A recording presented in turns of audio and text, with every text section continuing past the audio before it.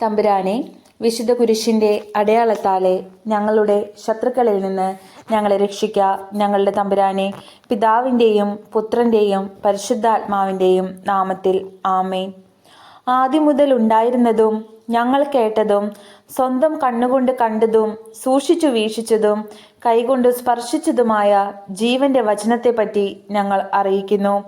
വിശുദ്ധ യോഹന്നാൻ എഴുതിയ 1-ാം ലേഖനം 1-ാം അധ്യായം 1-ാം തിരുവചനമാണ് നാം ഇപ്പോൾ വായിച്ചു കേട്ടത്. പ്രഭാഷകന്റെ പുസ്തകം അധ്യായം 42. താഴെ പറയുന്ന കാര്യങ്ങളിൽ നീ ലജ്ജിക്കുകയോ മറ്റുള്ളവരെ ഭയന്ന് പാപം ചെയ്യുകയോ അരുത്. അത്യുന്നതന്റെ നിയമം, അവിടുത്തെ ഉടമ്പടി, അപരാധനെ കുറ്റം വിധിക്കുക, പങ്കാളിയും സഹയാത്രികനുമായി കണക്ക് തീർക്കുക, സ്നേഹിതരുടെ പിതൃസ്വത്ത് വിഭജിക്കുക, കൂടുതലോ കുറവോ വരാതെ അളവിലും തൂക്കത്തിലും സൂക്ഷ്മത കാണിക്കുക, കച്ചവടത്തിൽ ലാഭം നേടുക, കുട്ടികൾക്ക് നല്ല ശിക്ഷണം നൽകുക, ദുഷ്ടനായ ദാസന് തക്ക ശിക്ഷ കൊടുക്കുക. ഇവയിലൊന്നിലും നീ ലജ്ജിക്കേണ്ട. അവിശ്വസ്തയായ ഭാര്യയെ നിലയ്ക്ക് നിർത്തുന്നതും നന്ന്. അനേകർ ഉള്ളിടത്ത് സാധനങ്ങൾ പൂട്ടി സൂക്ഷിക്കുന്നതും നന്ന്. എല്ലാ ഇടപാടുകളിലും കണക്ക് വെക്കണം. ക്രയവിക്രയങ്ങളിൽ രേഖ സൂക്ഷിക്കണം. അജ്ഞനെയോ വിഡ്ഢിയെയോ ചെറുപ്പക്കാരുമായി ശണ്ട കൂടുന്ന വൃദ്ധനെയോ ഉപദേശിക്കുന്നതിൽ ലജ്ജിക്കേണ്ട. അപ്പോൾ നീ അറിവുള്ളവനാണെന്ന് വ്യക്തമാവുകയും എല്ലാവരും നിന്നെ അംഗീകരിക്കുകയും ചെയ്യും. മകളെക്കുറിച്ച് ആകുലത.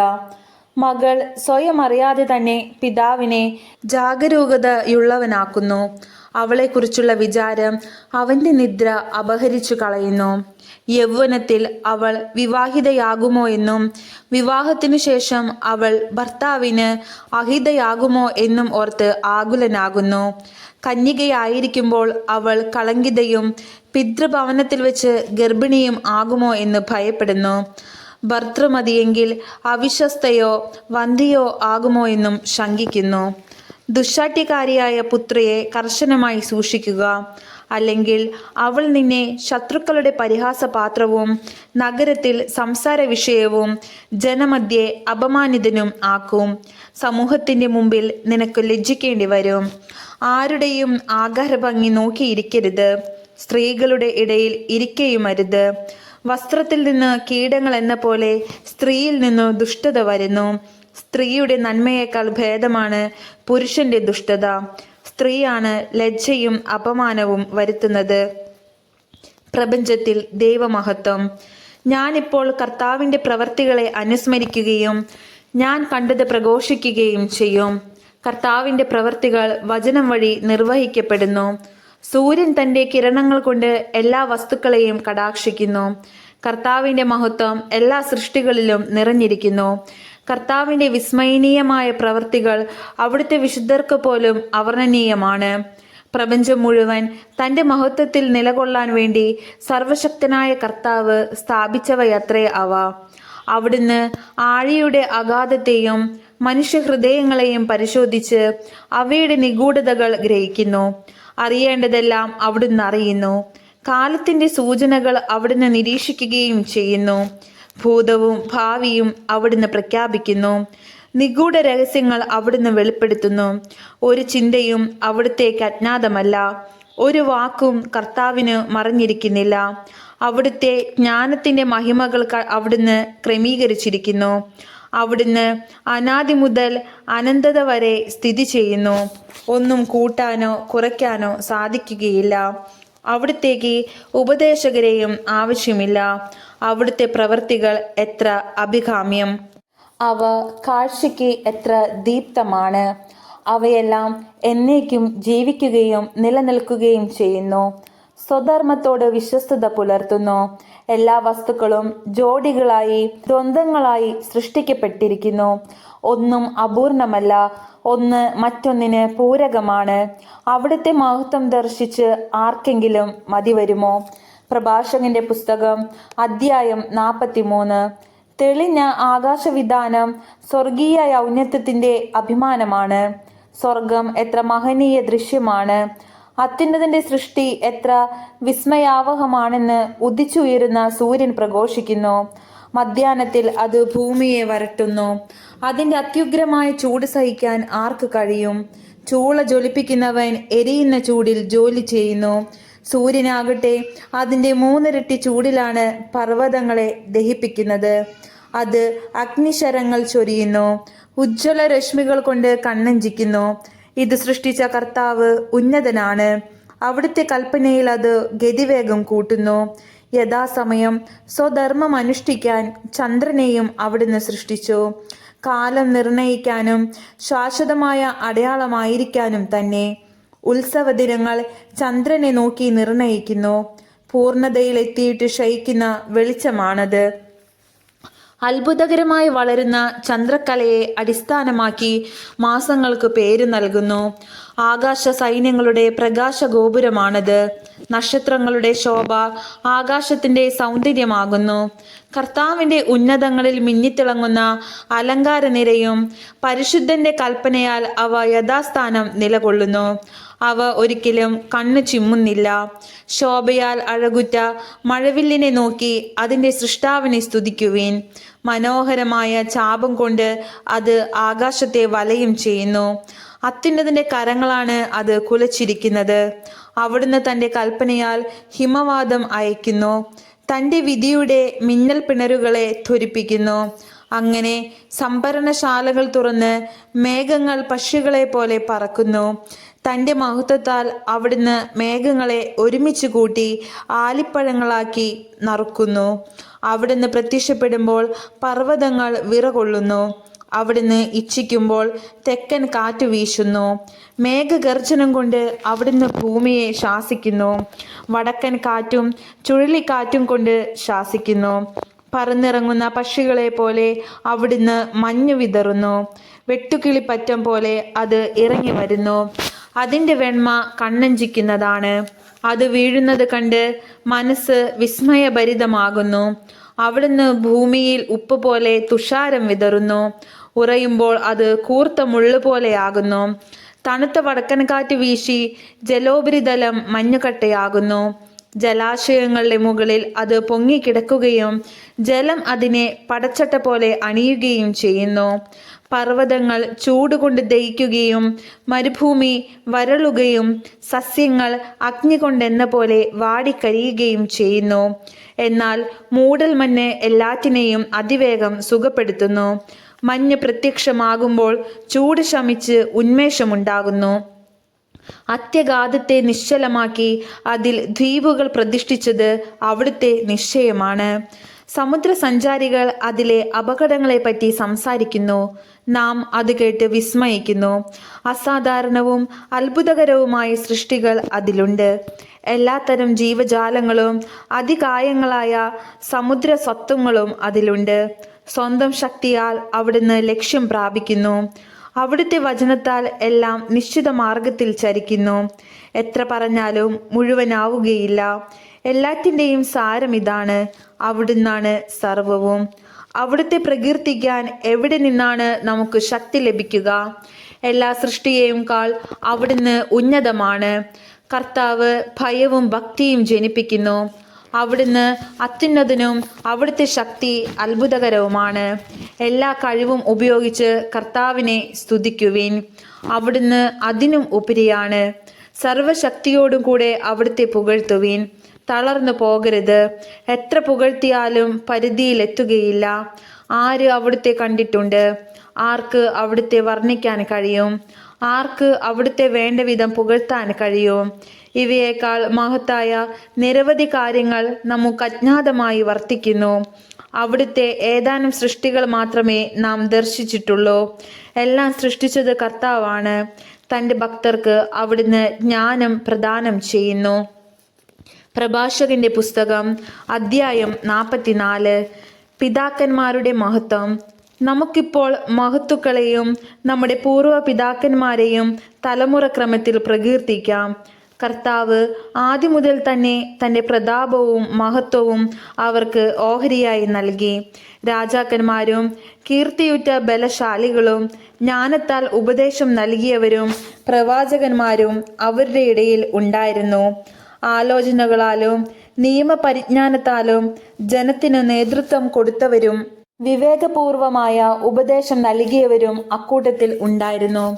ചിലർ സംഗീതജ്ഞന്മാരും കവികളും ആയിരുന്നു. വിഭവ സമൃദ്ധിയുള്ളവരും സ്വവസതികളിൽ സമാധാനപൂർവം വസിച്ചവരുമാണ് ചിലർ. ഇവർ തങ്ങളുടെ തലമുറകളിൽ ബഹുമാനിതരും കാലത്തിന്റെ മഹിമയും ആയിരുന്നു. ജനങ്ങൾ പ്രകീർത്തിച്ച പ്രസിദ്ധരാണ് ചിലർ. സ്മരണ അവശേഷിപ്പിക്കാതെ മാഞ്ഞുപോയവരുമുണ്ട്. ജീവിക്കുകയോ ജനിക്കുക പോലുമോ ചെയ്തില്ലെന്ന് തോന്നുമാറ് അവർ മൺമറഞ്ഞു. അവരുടെ മക്കളും അങ്ങനെ തന്നെ. എന്നാൽ അവർ കാരുണ്യമുള്ളവരായിരുന്നു. അവരുടെ സൽപ്രവർത്തികൾ വിസ്മരിക്കപ്പെട്ടിട്ടില്ല. അവരുടെ ഐശ്വര്യം അവരുടെ പിൻഗാമികളിലും അവരുടെ അവകാശം മക്കളുടെ മക്കളിലും നിലനിൽക്കും. അവരുടെ സന്തതികൾ ഉടമ്പടികൾ പാലിക്കും. അവരുടെ മക്കളും അവയ്ക്കു വേണ്ടി നിലകൊള്ളും. അവരുടെ ഭാവി തലമുറകൾ എന്നേക്കും നിലനിൽക്കും. അവരുടെ പ്രതാപം മാഞ്ഞു പോവുകയില്ല. അവർ സമാധാനത്തിൽ സംസ്കരിക്കപ്പെട്ടു. അവരുടെ പേര് തലമുറകൾ തോറും നിലനിൽക്കും. അവരുടെ വിജ്ഞാനം ജനതകൾ പ്രഘോഷിക്കും. സമൂഹം അവരെ പ്രകീർത്തിക്കുകയും ചെയ്യും. ഹെനോക്ക് നോഹ. ഹെനോക്ക് കർത്താവിനെ പ്രീതിപ്പെടുത്തി. അവൻ ഉന്നതത്തിലേക്ക് സംവഹിക്കപ്പെട്ടു. എല്ലാ തലമുറകൾക്കും അവൻ അനുതാപത്തിന്റെ മാതൃകയാണ്. നോഹ തികഞ്ഞ നീതിമാനായിരുന്നു. വിനാശത്തിന്റെ നാളിൽ ഒഴിവാക്കപ്പെട്ട മുളയായിരുന്നു അവൻ. അങ്ങനെ ജലപ്രളയത്തിനു ശേഷം ഭൂമിയിൽ ഒരു ഭാഗം നിലനിന്നു. മർത്യകുലം ജലപ്രളയത്താൽ നശിപ്പിക്കപ്പെടുകയില്ലെന്ന നിത്യമായ ഉടമ്പടി അവനുമായി ചെയ്യപ്പെട്ടു. അബ്രാഹം, ഇസഹാക്ക്, യാക്കോബ്. അനേക ജനതകളുടെ പൂർവ്വ പിതാവായിരുന്നു അബ്രാഹം. മഹത്വത്തിൽ അവന് സമനായി ആരുമില്ല. അവൻ അത്യുന്നതന്റെ നിയമം പാലിക്കുകയും അവിടുന്ന് അവനുമായി ഉടമ്പടിയിൽ ഏർപ്പെടുകയും ചെയ്തു. അവൻ സ്വശരീരത്തിൽ ഉടമ്പടിയുടെ മുദ്ര പതിച്ചു. പരീക്ഷിക്കപ്പെട്ടപ്പോൾ അവൻ വിശ്വസ്തത തെളിയിച്ചു. അതിനാൽ അവന്റെ സന്തതി വഴി ജനതകൾ അനുഗ്രഹിക്കപ്പെടുമെന്ന് കർത്താവ് അവനോട് ശപഥം ചെയ്തു. ഭൂമിയിലെ മണൽത്തരി പോലെ അവനെ വർദ്ധിപ്പിക്കുമെന്നും അവന്റെ സന്തതി ആകാശത്തിലെ നക്ഷത്രങ്ങൾ പോലെ പെരുകുമെന്നും അവർ സമുദ്രം മുതൽ സമുദ്രം വരെയും മഹാനദി മുതൽ ഭൂമിയുടെ അതിർത്തികൾ വരെയും അവകാശമാക്കാൻ ഇടവരുത്തുമെന്നും അവന് വാഗ്ദാനം ലഭിച്ചു. ഇസഹാക്കിനും പിതാവായ അബ്രാഹം മൂലം അതേ വാഗ്ദാനം നൽകപ്പെട്ടു. എല്ലാ മനുഷ്യർക്കും വേണ്ടിയുള്ള അനുഗ്രഹവും ഉടമ്പടിയും യാക്കോബിന്റെ ശിരസിൽ അവിടുന്ന് വെച്ചു. അവിടുന്ന് അവനെ അംഗീകരിച്ച് പൈതൃകാവകാശം നൽകി. അവിടുന്ന് ഓഹരി നിശ്ചയിച്ച് അത് 12 ഗോത്രങ്ങൾക്കായി ഭാഗിച്ചു കൊടുത്തു. പ്രഭാഷകന്റെ പുസ്തകം അധ്യായം 45. മോശ. യാക്കോബിന്റെ സന്തതികളിൽ നിന്ന് കാരുണ്യവാനായ ഒരുവനെ കർത്താവ് ഉയർത്തി. അവൻ ജനത്തിന് സുസമ്മതനായി. ദൈവത്തിന്റെയും മനുഷ്യരുടെയും പ്രീതിക്ക് അവൻ പാത്രമായി. അവനത്രേ ഭാഗ്യസ്മരണാർഹനായ മോശ. അവിടുന്ന് അവനെ മഹത്വത്തിൽ ദൈവദൂതന്മാർക്ക് സമനാക്കി. ശത്രുക്കൾക്ക് ഭയകാരണമാകത്തക്ക വിധം അവനെ ശക്തനാക്കി. അവൻ അപേക്ഷിച്ചപ്പോൾ അവിടുന്ന് അടയാളങ്ങൾ പിൻവലിച്ചു. രാജാക്കന്മാരുടെ സന്നിധിയിൽ കർത്താവ് അവനെ സമുന്നതനാക്കി. അവിടുന്ന് തന്റെ ജനത്തിനു വേണ്ടിയുള്ള കൽപ്പനകൾ അവനെ ഏൽപ്പിക്കുകയും തന്റെ മഹത്വത്തിന്റെ ഭാഗികമായ ദർശനം അവന് നൽകുകയും ചെയ്തു. വിശ്വസ്തതയും സൗമ്യതയും കൊണ്ട് അവിടുന്ന് അവനെ വിശദീകരിച്ചു. എല്ലാ ജനതകളുടെയും ഇടയിൽ നിന്ന് അവനെ തിരഞ്ഞെടുത്തു. തന്റെ സ്വരം അവിടുന്ന് അവനെ കേൾപ്പിച്ചു. ഇരുണ്ട മേഘങ്ങൾക്കുള്ളിലേക്ക് അവിടുന്ന് അവനെ നയിച്ചു. മുഖാഭിമുഖം കൽപ്പനകൾ, ജീവന്റെയും വിജ്ഞാനത്തിന്റെയും നിയമം അവിടുന്ന് നൽകി. യാക്കോബിനെ തന്റെ ഉടമ്പടിയും ഇസ്രായേലിനെ തന്റെ നീതിയും അഭ്യസിപ്പിക്കേണ്ടതിനു തന്നെ. അഹറോൻ. ലേവി ഗോത്രജനും മോശയുടെ സഹോദരനും അവനെപ്പോലെ തന്നെ വിശുദ്ധനുമായ അഹറോനെ അവിടുന്ന് ഉയർത്തി. അവിടുന്ന് അവനുമായി നിത്യമായ ഉടമ്പടി ചെയ്യുകയും ജനത്തിന്റെ പൗരോഹിത്യം അവന് നൽകുകയും ചെയ്തു. വിശിഷ്ടമായ തിരുവസ്ത്രങ്ങൾ കൊണ്ട് അവിടുന്ന് അവനെ അനുഗ്രഹിച്ചു. മഹിമയേറിയ മേലങ്കി അവനെ അണിയിച്ചു. മഹിമയുടെ പൂർണ്ണത അവിടുന്ന് അവനെ അണിയിച്ചു. അധികാര ചിഹ്നങ്ങൾ നൽകി അവിടുന്ന് അവനെ ശക്തനാക്കി. കാൽച്ചട്ടയും നീണ്ട അങ്കിയും എഫോദും അവന് നൽകി. അങ്കിക്ക് ചുറ്റും മാതള നാരങ്ങയും ദേവാലയത്തിൽ തന്റെ ആഗമനത്തെ അറിയിക്കാൻ നടക്കുമ്പോൾ ശബ്ദം ഉണ്ടാകുന്ന ധാരാളം സ്വർണമണികളും തുന്നിച്ചേർത്തു. സ്വർണ്ണ നീല ധൂമ്രവർണം കലർന്ന ചിത്രപ്പണികളോട് കൂടിയ വിശുദ്ധ വസ്ത്രം അവിടുന്ന് അവനെ അണിയിച്ചു. ഉറിയും തുമ്മിയും എന്നിവയും അണിയിച്ചു. കരവിരുതോടെ പിരിച്ചെടുത്ത കടും ചെമപ്പുനൂൽ ഇസ്രായേൽ ഗോത്രങ്ങളുടെ എണ്ണത്തിനനുസരിച്ച് അവരെ അനുസ്മരിപ്പിക്കാൻ. സ്വർണപ്പണിക്കാരൻ മുദ്രമോതിരത്തിൽ എന്ന പോലെ ലിഖിതങ്ങൾ കൊത്തിയ രത്നങ്ങൾ പതിച്ച സ്വർണഫലകം എന്നിവ അണിയിച്ചു. അവന്റെ തലപ്പാവിൽ സ്വർണം കൊണ്ടുള്ള ഒരു കിരീടം അണിയിച്ചിരിക്കുന്നു. അതിൽ ഒരു മുദ്രയിൽ എന്ന പോലെ വിശുദ്ധി എന്ന് കൊത്തിയിരിക്കുന്നു. വിദഗ്ധന്റെ കരചാതുരി പ്രകടമാക്കുന്ന അത് നയനാനന്ദകരവും ശ്രേഷ്ഠവും അലങ്കൃതവുമാണ്.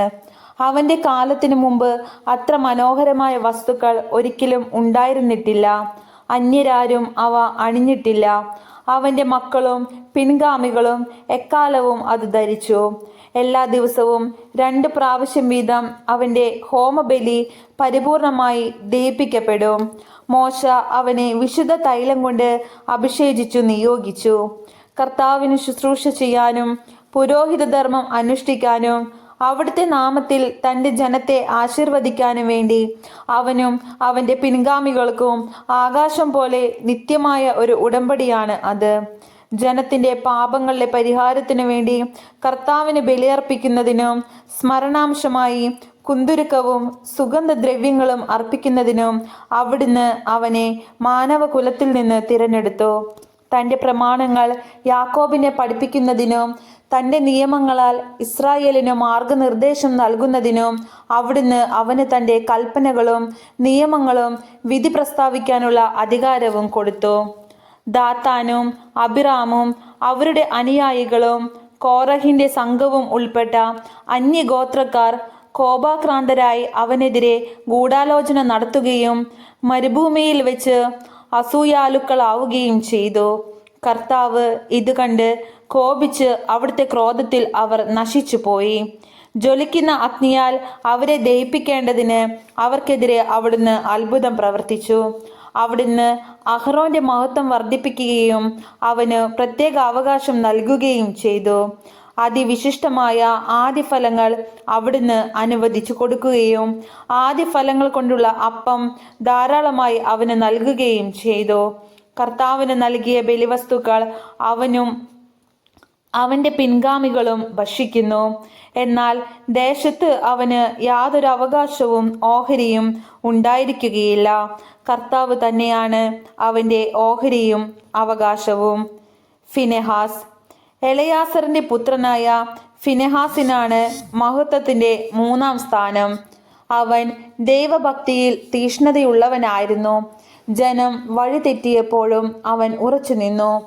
അവൻ ഹൃദയത്തിന്റെ കർമ്മോന്മുഖമായ നന്മ കൊണ്ട് ഇസ്രായേലിന്റെ പാപങ്ങൾക്ക് പരിഹാരം അനുഷ്ഠിക്കുകയും ചെയ്തു. അതിനാൽ അവൻ വിശുദ്ധ സ്ഥലത്തിന്റെയും തൻ്റെ ജനത്തിന്റെയും നേതാവായിരിക്കുന്നതിനും അവനും അവന്റെ സന്തതികളും പൗരോഹിത്യത്തിന്റെ മഹിമ എന്നേക്കും അണിയുന്നതിനും വേണ്ടി ഒരു സമാധാന ഉടമ്പടി അവനുമായി ഉറപ്പിക്കപ്പെട്ടു. യൂദാ ഗോത്രജനായ ജസ്സയുടെ പുത്രൻ ദാവീദുമായി ഒരു ഉടമ്പടി ഉറപ്പിക്കപ്പെട്ടു.